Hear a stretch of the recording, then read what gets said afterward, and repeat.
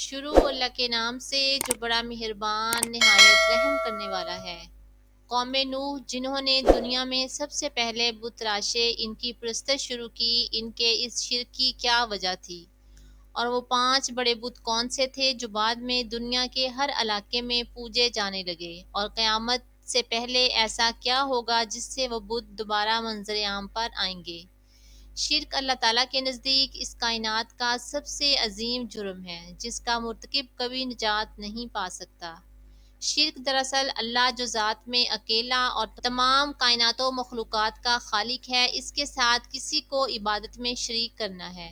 اس سرزمین پر شرک بت پرستی اور غیر اللہ کی پوجا کی شکل میں ہر زمانے میں موجود رہا ہے۔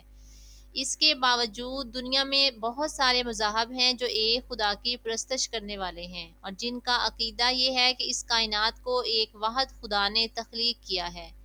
ان مذاہب میں اسلام سر فہرست ہے۔ ابتدا میں یہودیت، عیسائیت، بدھ مذہب اور بے شمار ادیان میں بھی ایک خالق و مالک کا نظریہ موجود تھا اور سارے مذاہب توحید پرست تھے۔ تو سوال یہ اٹھتا ہے کہ بتوں کی پوجا کا سلسلہ آخر کہاں سے اور کب شروع ہوا؟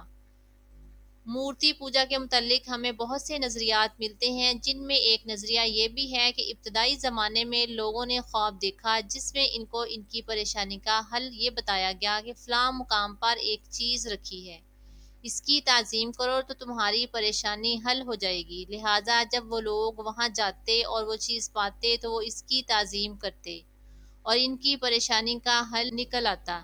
اس طرح ان لوگوں نے ان چیزوں کی پوجا شروع کر دی جن میں پتھر، پہاڑ، درخت، دھات کا بنا کوئی سامان یا بت شامل ہے، جبکہ بعض لوگوں کا یہ ماننا ہے کہ ہزاروں سال پہلے دوسری دنیا سے کچھ مخلوقات اس زمین پر آئی تھی۔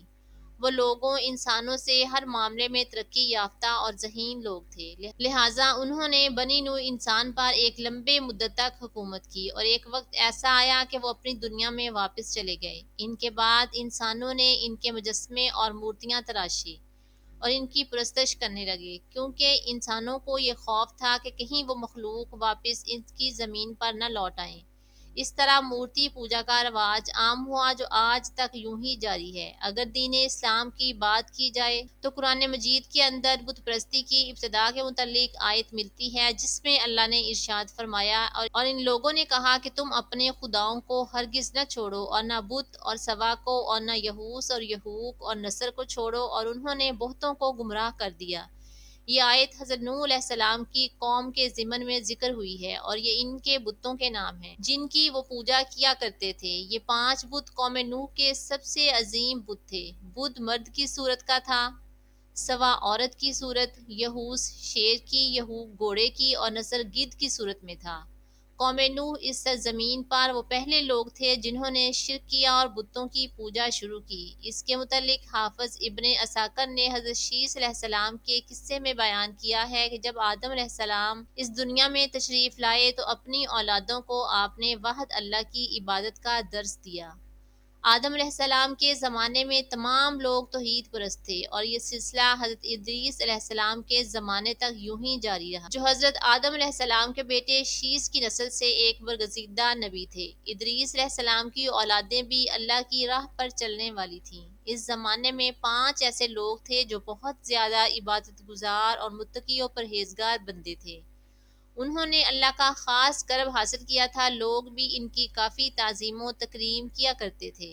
ان کے نام بدھ، سوا، یہوس، یہوک اور نصر تھے۔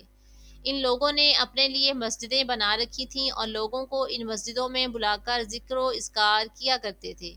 ہر شخص ان کے پاس آ کر بیٹھتا اور انہیں پسند کرتا تھا۔ ان کی صحبت کی وجہ سے لوگ بہت زیادہ دیندار ہو گئے تھے، لیکن جب ان 5 بزرگوں کا انتقال ہوا تو لوگ بہت غمگین ہو گئے۔ ان سے محبت رکھنے والے لوگ ان کی وفات پر بہت افسردہ ہوئے، یہاں تک کہ ان کے دلوں میں عبادت کا جو شعلہ بھڑکا تھا وہ بھی آہستہ آہستہ ٹھنڈا ہونے لگا۔ وہ آپس میں کہنے لگے کہ اب ہمیں عبادت میں لذت کیسے ملے گی، اب ہمیں اللہ سے قریب کون کرے گا؟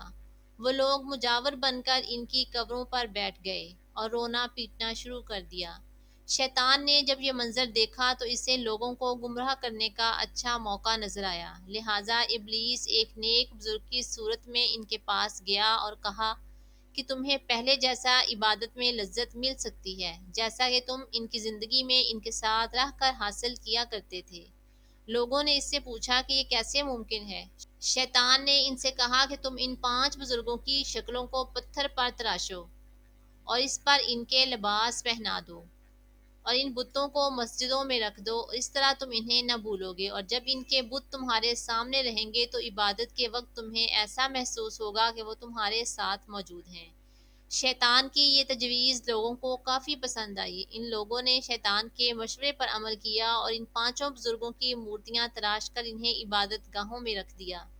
شیطان نے انہیں یہ مشورہ دیا کہ جب تم عبادت گاہوں میں جاؤ تو سب سے پہلے ان پتھروں کے ہاتھوں اور پیروں کو چومو، اس سے تمہیں مزید تقوی حاصل ہوگا۔ لہٰذا کچھ عرصے بعد ان کی آنے والی نسلوں نے ان کو چومنے کے ساتھ ساتھ ان کے آگے سجدہ کرنا شروع کر دیا، اور آہستہ آہستہ وہ لوگ اللہ کی وحدانیت کو فراموش کر بیٹھے۔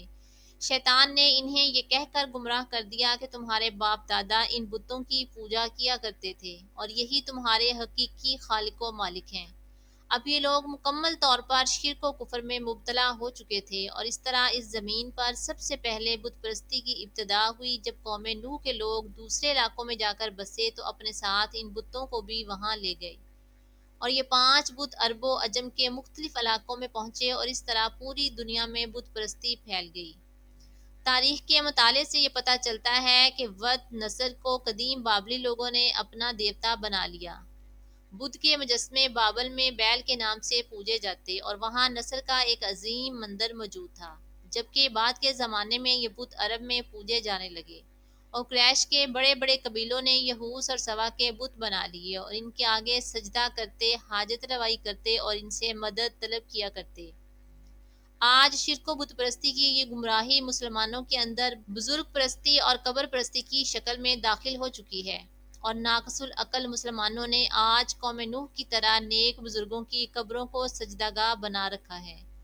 قرب قیامت میں مسلمانوں کا ایک گروہ پھر سے ان بتوں کی کھلے عام پوجا کرے گا، جیسا کہ نبی کریم صلی اللہ علیہ وآلہ وسلم نے پیشن گوئی فرمائی ہے کہ قیامت اس وقت تک قائم نہ ہوگی جب تک میری امت کے کچھ قبائل مشرکوں سے نہ مل جائیں، اور جب تک میری امت کے کچھ قبائل ان بتوں کی عبادت نہ کریں گے۔ یہ بات واضح ہے کہ بت پرستی کی شروعات بزرگ پرستی سے ہی ہوتی ہے، یعنی فوت شدہ نیک شخصیات کی شان میں غلو کرنا اور پھر ان سے مشکل کشائی اور حاجت روائی کے لیے ان کی قبروں پر مجاور بن کر بیٹھ جانا شرک کی سب سے بدترین شکل ہے، جس فتنے سے آج امت مسلمہ دوچار ہے۔ یہی وجہ ہے کہ امام الانبیاء حضرت محمد صلی اللہ علیہ وآلہ وسلم نے کسی بھی قبر کو پختہ کرنے، اس پر میلہ لگانے اور ان کے آگے سجدہ کرنے سے سختی سے منع فرمایا ہے۔ بلا شبہ شرک، بت پرستی اور قبر پرستی تباہی و گمراہی کا راستہ ہے، اور کامیابی صرف اور صرف اس لاشریک معبود کی عبادت اور پرستش میں ہے جو نوح علیہ السلام، ابراہیم علیہ السلام، موسیٰ علیہ السلام، عیسیٰ علیہ السلام اور محمد صلی اللہ علیہ وآلہ وسلم اور تمام بزرگوں اولیاء کا خدا ہے۔